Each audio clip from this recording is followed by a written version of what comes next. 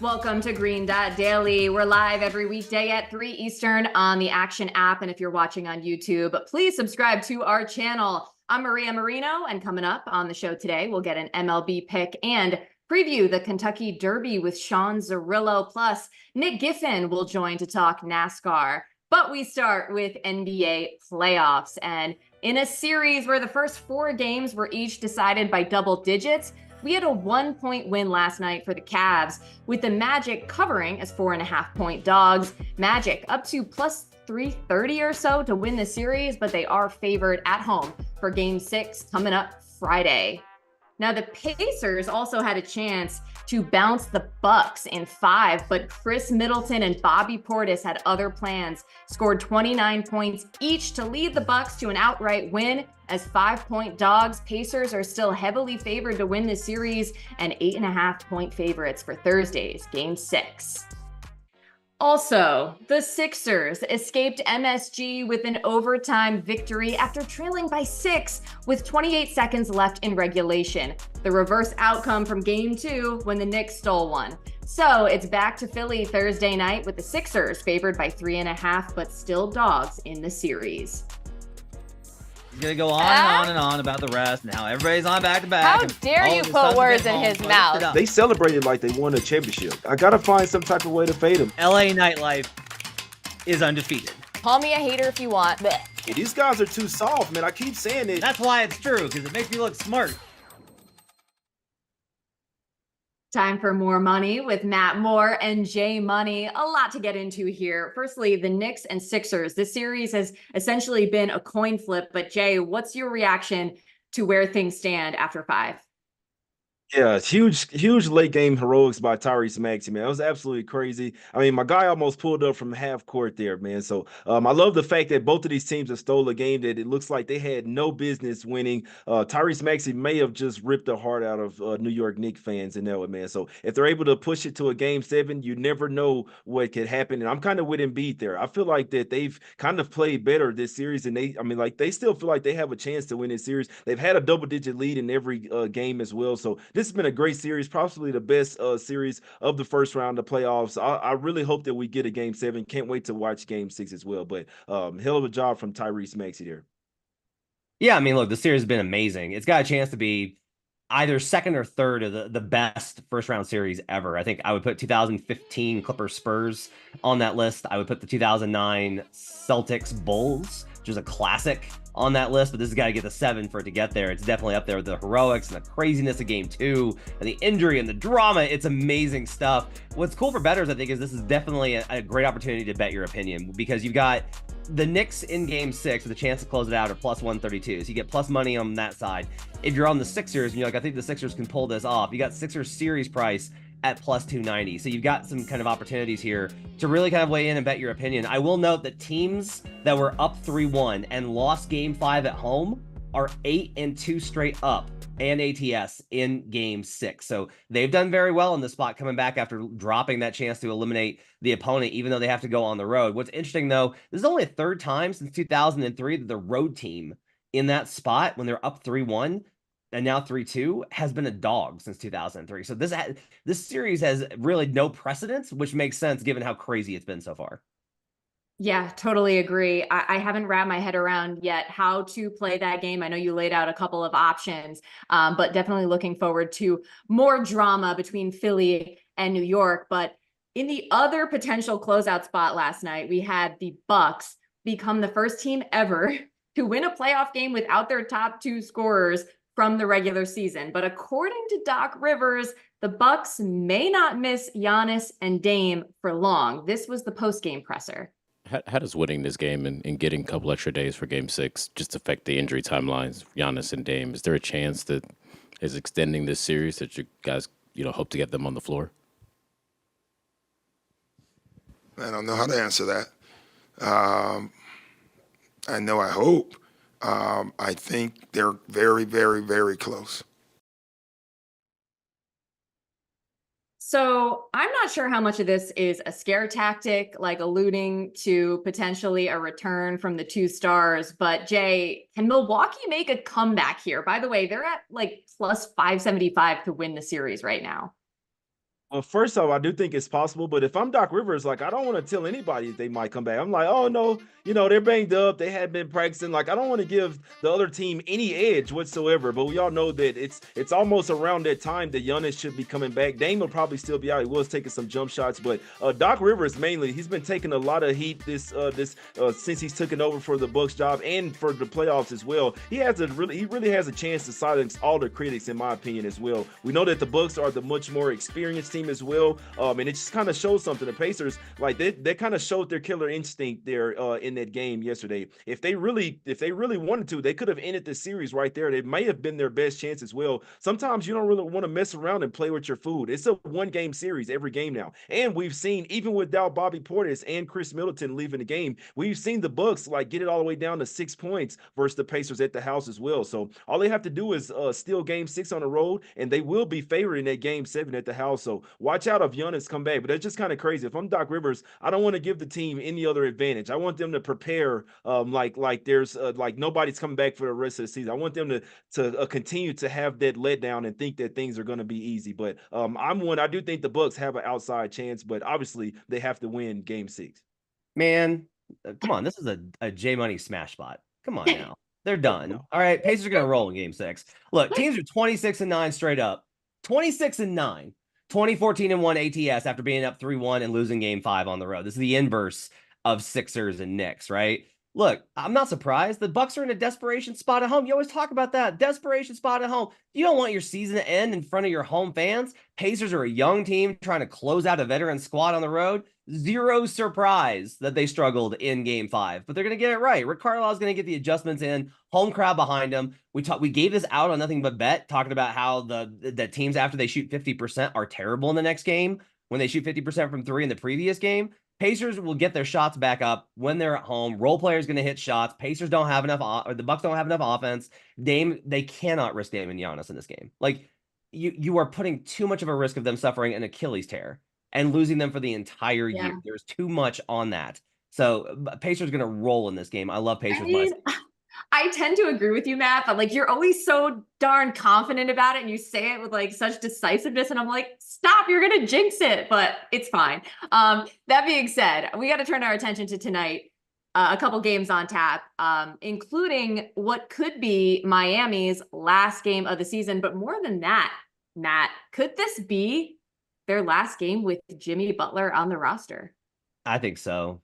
Look, they've run this era, this time period, and if you listen to Miami media, they talk about it too, about how, look, this is 4 years, 2020, 21, 22, 23, and it's been a great run with Jimmy. It's been an awesome run with Jimmy Butler there. They made 3 conference finals. They made 2 finals.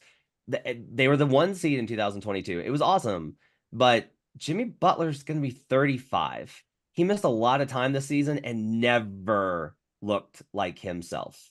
He did not ramp up. He didn't have that stretch where it's like, oh, playoff Jimmy is here. And he missed the postseason. They've got a younger roster now with Nikola Jovic and Jaime Jaquez. They've gotten more from Bam Adebayo. They got to figure out better ways to build around Bam. And you simply just can't have Jimmy be in the focal point of your entire team when he's not going to be available for most of the year and you don't know if he's going to be around in the playoffs. Butler's due an extension this summer. There's a lot of questions in league circles from people I've talked about whether or not Miami is going to be willing to give him the money he's going to look for in that extension. And if that doesn't happen, I think there's a very good chance that Jimmy Butler is not with the Miami Heat next season. Jay, what's your take on this? I think that they would enter full rebuild mode if they got rid of Jimmy Butler. I think they're kind of like one piece away. I mean, the Heat are a deep squad. We already see these guys, man, find players out of nowhere and then just turn these guys into like max players, man. So I feel like they're one piece away from possibly like still making noise. Like they're still one of the best teams in the East. They're just really banged up right now. Like as a Celtics backer, I was one of the guys. I was kind of scared of them facing up against the Heat. So I'm kind of glad that Butler and Rozier are out. But I mean, this is not a bad team. They have one of the best coaches in the league. If these guys can stay healthy, they're one piece away, especially if they can get some more 3-point shooters as well. We got to remember this team is missing guys like Josh Richardson, Duncan Robinson went down as well. So they've been dealing with injuries all year. This is still a top 3, top 4 team in the East. I wouldn't get rid of Jimmy Butler. I feel like they could possibly be rebuilding if they get rid of him. They are literally not a top 3 or 4 team in the Eastern Conference. They are literally a play-in team. I think he means if Jimmy's healthy and at full strength. He's not going to be healthy. He's 35. He's got too many miles left. He played for Tibbs. Plus, they were a play-in team. Hang on. Plus, they're a play-in team and went to the finals. It doesn't matter. Congrats on shooting 45% in 2 series. Good job. How's that working out now? The other thing I'll tell you is, like, they're one piece away. That one piece is Dwayne Wade, and he's not walking through that door.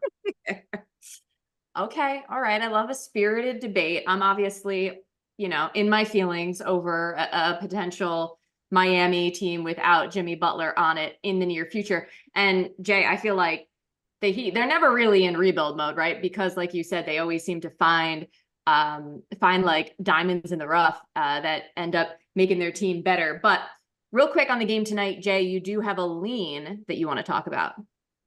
Yeah, I lean towards Sam Howard over his 6.5 points. We know that paper play Porzingis is out for the Celtics in this one, so that means a little bit more minutes, a little bit more usage for Sam Hauser. My guy's a sniper from 3 out there, and you also have a potential for a blowout in this one as well, where he could get possibly even play the whole fourth quarter. So I think 6.5 points is a little too low for Sam Hauser. I'd lean towards over his points tonight for the Hauser for the Boston Celtics. And let's end with this, the other game tonight, pivotal game 5 for the Mavericks and Clippers, who are tied at 2-2, no Kawhi Leonard. And Matt, the line has moved, so the Mavs are now favored. Who do you like? Look, tactical stuff wise, basketball side, I lean Clippers here. I've talked a lot about how I like the pick and roll stuff that the Clippers have gotten to, and they've done a very good job of that. They've adjusted pretty well, and then have gotten Jason Kidd one out of his initial rotation, and then countered his small ball lineups with Maxi Kleber in the last game. But there's a trend here I just can't get away from. Teams are 1-12 as a home dog after shooting 50% or better from 3 in the previous game. We used this in the Pacers game yesterday, and I'm going to go back to it here and take Mavericks -3. It's not necessarily a matter of like, do I think the Mavericks are just a better team? I really don't. I think the Clippers are actually a better team, but Luka Doncic is simply not going to shoot as badly as he has in this series. They've had an extra day of rest here, get him an opportunity to get going. Kyrie Irving's having a fantastic series. They'll get some better shooting even on the road. I don't trust the Clippers to shoot that well from 3 again. I think this is probably a spot where the Mavericks are able to retake home court advantage in this series. So I'll take Mavericks -3 tonight as the best bet. And just a real quick follow-up to that, if you think the Mavericks are going to win tonight, you think they're going to win the series? No. Okay. All right. Just clarifying. Didn't say that. I would definitely I would be interested in, I'm going to look at that, see if I can get a Mavericks -3 tonight and Clippers to win the series. Because I think I like chances of the Clippers taking game 7 at home. I think in a pivotal game 5, you usually want to take who you think is going to win this series. So if the Mavs want to win this series, this is an absolute must-win game, and they're going to have to close it out in 6. It'll be really tough. I mean, they've shown that they can go on the road and win a game 7, but if they this is the series here. You have to win this game and then close it out at the house. You don't want to be messing around in LA for game 7. And that's why I asked. All right, Jay Money, Matt Moore, thanks so much, guys. Thank you. Anytime. Here's a closer look at how the Clippers have done with and without Kawhi Leonard this season. They're 44-26 and a bit better offensively and defensively with him in the lineup. They're 9-7 when he's out. However, the 2 games this postseason Kawhi has played have been losses for the Clippers. As we bring in our NBA expert, Jim Turvey. So knowing that Kawhi is once again out for the Clips, how does that impact the game and what you'll be betting for tonight? Yeah, you said it. This has been such a weird series. I think from the start, we were like, this is going to be a weird series. It's been even weirder than anticipated. So because of that, I'm going to avoid a side in this. I do like the total. I'm actually going to be looking at over 208.5. This has come down in the market, so you might be able to even wait it out and see if we can get it really at its lowest point. I'm going to go against market here. The logic is simple. Kawhi, if you use pbbstats.com, one of my favorite resources out there, when he is off the court, pace goes up. The offense gets more threes per game. And we saw it in these games, even in this series. Kawhi is an incredible player, truly an incredible player when he's healthy, but they play a little tighter. The ball's a little stickier. He's not, a guy who's whipping the ball around. He's more ISO, dribble. So it makes sense. The offense does get worse, but it plays faster. It only drops by about 4 points per 100 possessions. But on the other side of things, the defense gets way worse. It drops by about 8 points per 100 possessions for the year when he's off the court. Some of that is, regular season, who's going to be filling in versus playoffs. I don't know if it would have that quite extreme of a difference in the postseason. But I do think that I'm going to be looking towards this total and over with Kawhi out of the game. These games have been so wonky, but it just in these series, in the 2 games that Kawhi has played, the totals have been an average of 190 per game. In the 2 games he hasn't, it's all the way up at 216.5 per game. So I'm taking the over here. It's a weird series. It's funky. It doesn't make a whole lot of sense, but we thought from the start it's going to go long. And today I'm thinking there could be some points here with Kawhi out for the series and probably even longer now. That's a wild disparity as far as just their offensive production. And you mentioned like being slower on defense too. He's just not right. And he's laboring. And as you said, therefore the pace goes down. And I feel like the Clippers are not in as good a rhythm with him on the floor. But the other aspect to this is production for other players. So what props are you looking at for tonight? Yeah, I really like Ivica Zubac. He was a player that we were on in game 1. He did excellent. I'm circling back to him here in game 5. Again, going back to pvbstats.com, he has the biggest rebound jump with Kawhi off the court. It's really notable. He had 15 rebounds in game 1.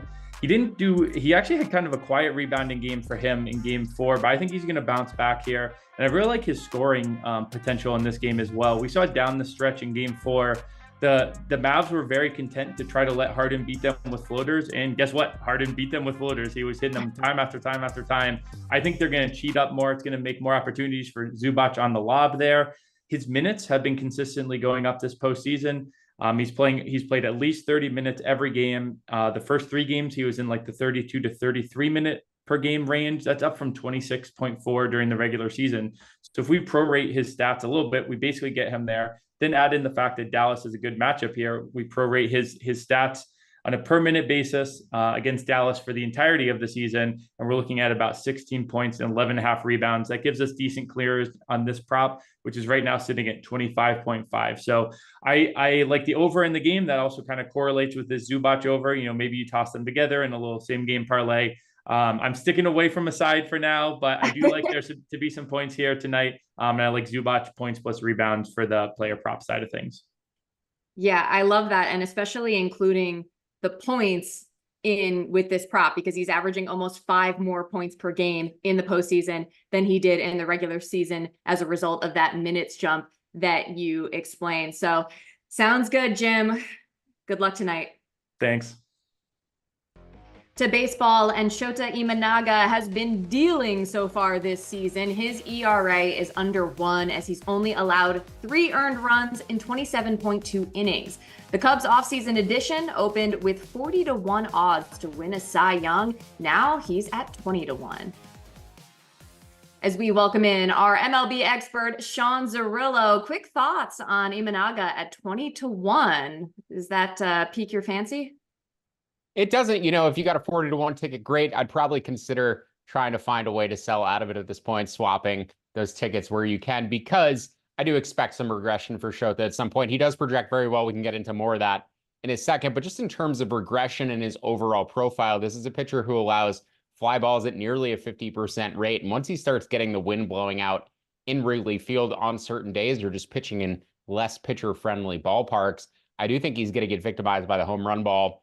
Not only has he had a lot of pitcher-friendly weather thus far, also pitched in pitcher-friendly parks, but he also has a 227 batting average on balls in play and 88.5% strand rate. Both of those are expected to regress towards league average. League average for those marks about a 289 BABIP and let's say a 72% strand rate around there. So both of those metrics always regress towards league average. On top of that, though, he has a 5.6% home run to fly ball rate.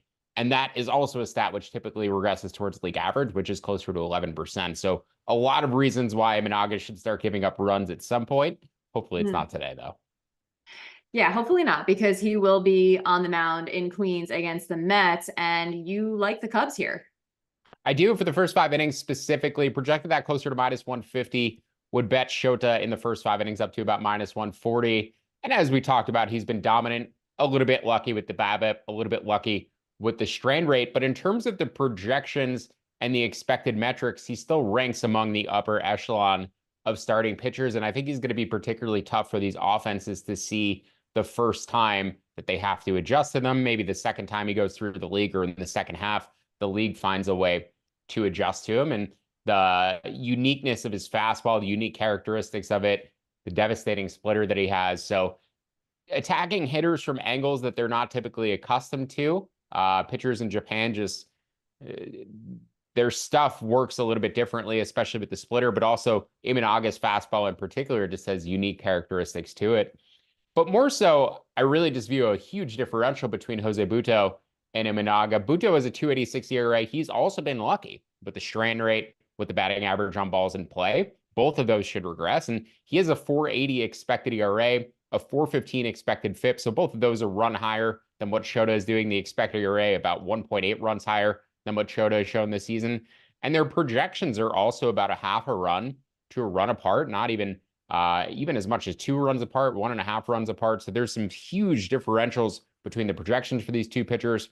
Their strikeout minus walk rates are also reflected in their respective stuff plus numbers and their pitching plus numbers. 109 pitching plus for Shota, 88 for Butto, with 100 being league average, so 9% and 12% below, respectively. But Shota has a 23% strikeout minus walk rate. Butto at 10.8% over his career. League average for that is closer to 15%. So you just see kind of how they stack up relative to the league average across multiple data points. So yeah, Cubs in the first 5 innings up to about minus 140, projected at closer to minus 150. And hopefully the regression, as we said, for Shota doesn't come till a bit later in the season. And the weather in Queens should be decent tonight. Yes, that is a plus. And so that's what you're betting in baseball. But want to get into some horse racing with you because I can't wrap my head around it. It's May. The Kentucky Derby is this Saturday. So why don't you just start by giving us a little preview of the field? Yeah, so I think in general with the Derby, with any race, you need to handicap the pace. And we've seen a pretty ridiculous pace in the past couple of years, which has allowed Rich Strike and Mage to cash at longer odds after a pretty big run of favorites from 2013 to 2018. And there's, I believe, 4 or 5 horses in this field at 10 to 1 or lower. And you essentially, when you're breaking down the field and building out your tickets, you need to toss out 2 or 3 out of the 5 of those horses if you want to find value building out your tickets. And I do have one favorite in particular that I'm high on for this field. I'm tossing out Sierra Leone. I'm tossing out Catching Freedom, or not tossing them out completely.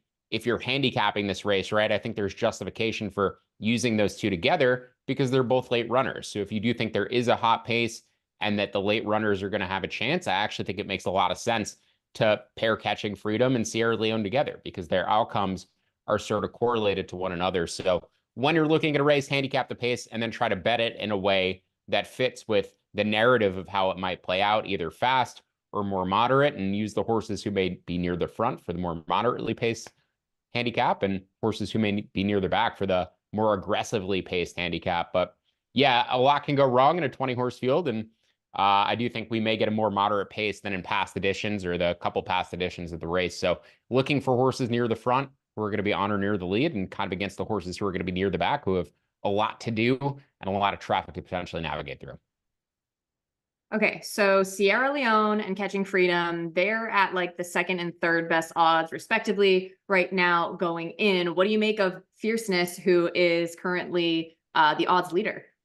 I don't like picking favorites in the Derby, but I've had a difficult time finding arguments against Fierceness. The people who are his detractors would say his Holy Bull, which was 2 starts back, and he had a race last year where he just showed up flat. I believe it was the Champagne. That those lines within his past performances are indicative of something that would be a weaker favorite. But I'm going off of current form, and I like to pick horses who are running well coming into the Derby because Mage and Rich Strike, as I mentioned, never won a race after the Kentucky Derby. So you just need to run well on the first Saturday of May. I like horses who are working well, but not only is he the favorite, not only does he have the highest speed figure in the field relative to any other horse in the field, he is the second highest speed figure as well. Only other one other horse, which is Mystic Dan, has run above 100. Fierceness has run 110 and 107, and that 110 is the highest number for a Derby prep in the past 10 years or so. So by far the fastest prep race of all of these horses. He also likes to get out on or near the lead, and I think we're going to see a more moderate pace. He also drew really well, getting on the outside. Now his post, the 17 post, is 0 for 44 in the Derby, but Churchill Downs switched from an auxiliary gate where the 16 through 20 posts were kind of like wonky and had a separation from the first 15 posts to a 20 horse post starting gate 2 years or 3 years ago in 2020. So we've only seen a few races where the 16 through 20 posts have had like what people would equate to being a fairer chance out of the starting gate. And that first year, the 17 horse did finish in second. And Dermis Sotogake, who was the Japanese horse, very popular selection last year. You know, people seem to think that that continued the trend. But yeah, I like Fierceness. I think he's a pretty solid favorite, given the speed figures, given how he's working leading into this race. He's posted the best workouts at Churchill Downs this week. So have a difficult time going against them. And even though I never pick favorites in the Derby, there's no other horse I'm going to be using to win this race other than Fierceness. He's my single A across exotics, and he's my single A across multi-race tickets. Okay, well, we have that out of the way. What about a couple long shots that you're betting as well? Yeah, I think the number 7 Honor Marie is a horse that I like, but it's just getting a little bit too much attention this week. And I don't think you're going to get those 20-1 odds. So the horses that I prefer, who I do think you're going to get good odds on, the number 15 Domestic Product. This is Chad Brown's other horse, not Sierra Leone, but in workouts this week has been giving Sierra Leone everything he can handle. He has a pedigree for sprinting as well, which could be another reason why people aren't putting their money on him. But he seems to want the ground and want the extra distance. So, you know, the speed figures don't necessarily fit. I believe his highest buyer is in the 80s. That said, this horse has been training extremely well, and his trainer is excellent at bringing horses back off of a layoff and having them make significant increases in speed. So Domestic Product, he finished ahead of Resilience, I believe. I'm sorry, he finished ahead of Fierceness in a race, and he actually did a lot of great running in there relative to the pace. So he's beaten Fierceness before. Don't think he's necessarily going to do it on Saturday, but he can run in the money. And the other horse that I like at longer odds, the number 19 Resilience, he ran his career best race in the Wood Memorial last out after adding blinkers. He's been working excellent, just like Domestic Product and Fierceness in the lead up to the Derby. And as I said, I like the horses who are working well the week leading up to the Derby.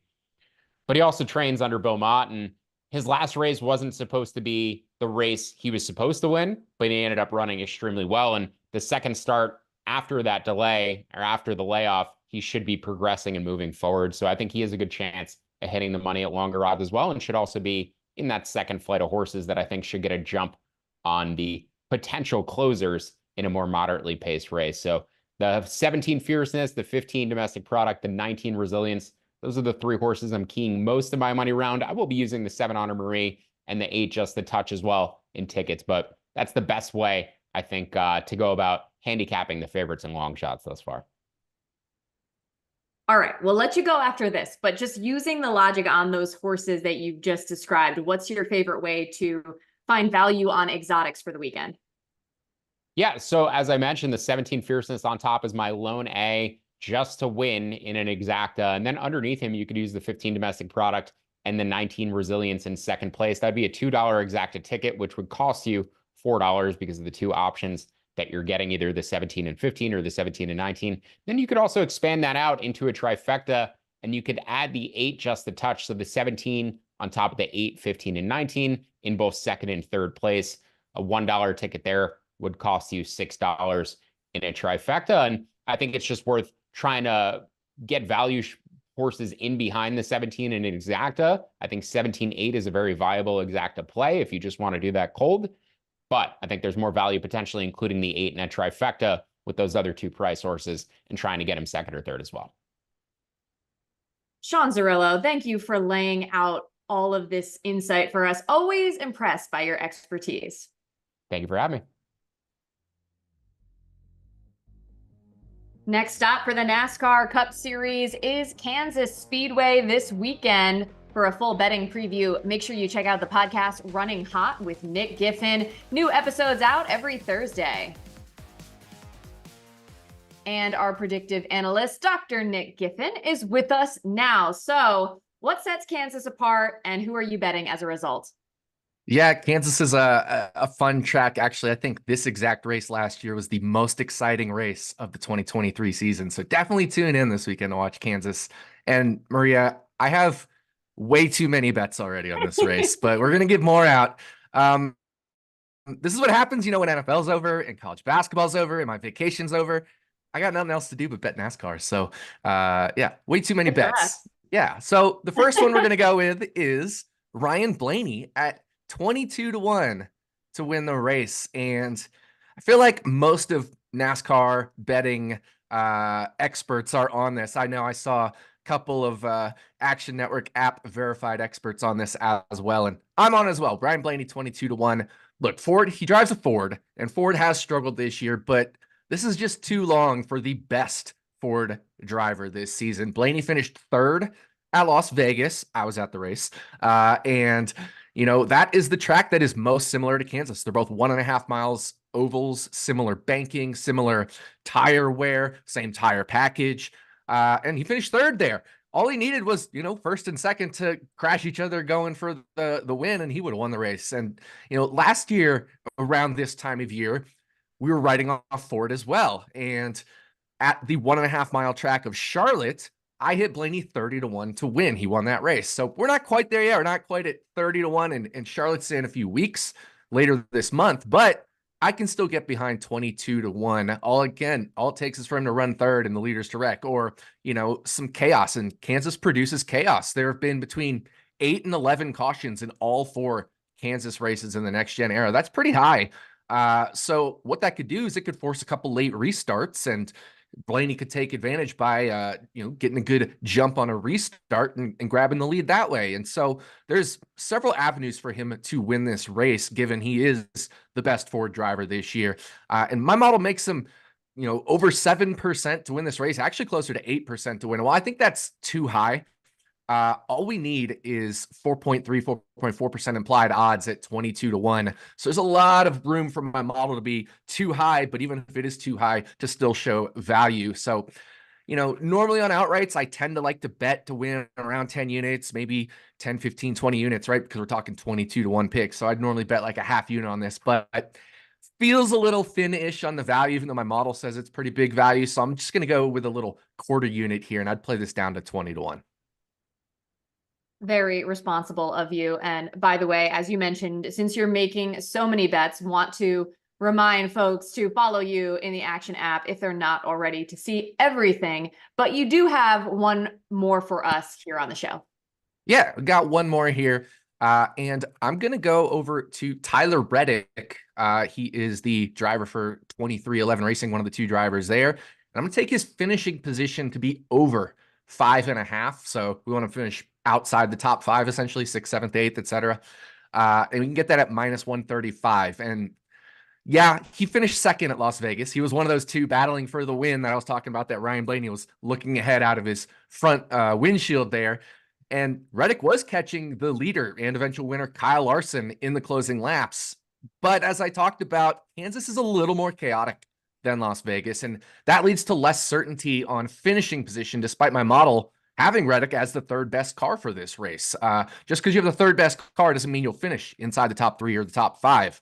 There's a non-zero chance, Reddick could get caught up in this chaos that Kansas produces through a wreck, or maybe have other problems like a pit road penalty or a mechanical failure. So there's certainly multiple avenues, like we talked about, in ways Blaney could win. There's multiple avenues for how Reddick could finish outside the top 5 through some chaos, or late race restarts where he doesn't have a good restart, or he could just not be a top 5 car. Last year, he was just 8th in my flags metric. That's my advanced speed metric, which stands for field level adjusted green speed. And it's just a better measure of true speed that you had in the race. And so in that first Kansas race last year, he was just 8th. So there's definitely a chance that he's not even a top 5 car this weekend, even though my model has him 3rd, right? There's still a range of outcomes around that. So I don't think this will be the most fun sweat, given we're betting on a guy to finish outside the top 5 when I think he'll have a top 3 car. But my model has his median finish at 7.5. So over 5.5 is pretty solid value. Well, Nick, we certainly hope you enjoy the chaos of Kansas. We appreciate you sharing your always brilliant on-point analysis with us. Anytime. Remember, any picks we give out here on the show, you can easily reference by following Green Dot Daily in the Action app. We keep track so you don't have to. And that's all for Green Dot Daily. I'm Maria Marino. Thanks so much for watching. Remember, the show is back tomorrow at 3 Eastern on the Action app and YouTube channel. We'll see you then.